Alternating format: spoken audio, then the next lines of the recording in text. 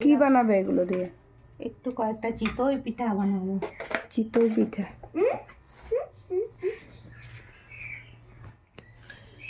শুভেচ্ছা, মকর সংক্রান্তি সবাইকে শুভেচ্ছা। সবাই ভালো থেকো, সুখে থাকো, শান্তিতে থাকো। কখন স্নান করবি? এখন এখন সকালে উঠে স্নান করতে হয়, এখন আর স্নান করেনি।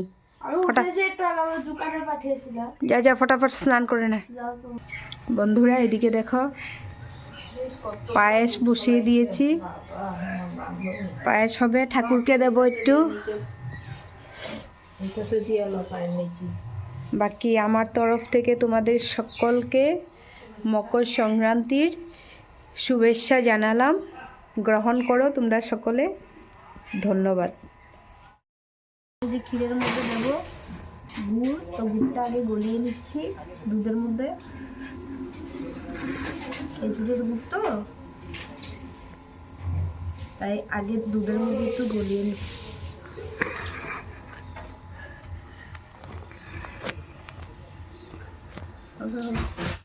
পিঠা রেডি। এটা আমরা এখন খাবো। আর কিছু করিনি, ভালো করে যে বানাতেও পারি না, আর চাউলের গুঁড়াও করা হয়নি, তাই এটা দিয়েই আজকে আমাদের চলাবো। কি রে, কেমন হয়েছে? ও খেয়েছে? হ্যাঁ, সুন্দর। সুজি রাম কেমনে বলছে। তো গাইস, আমরা এখন খেজুরের গুড় দিয়ে পিঠা খাচ্ছি।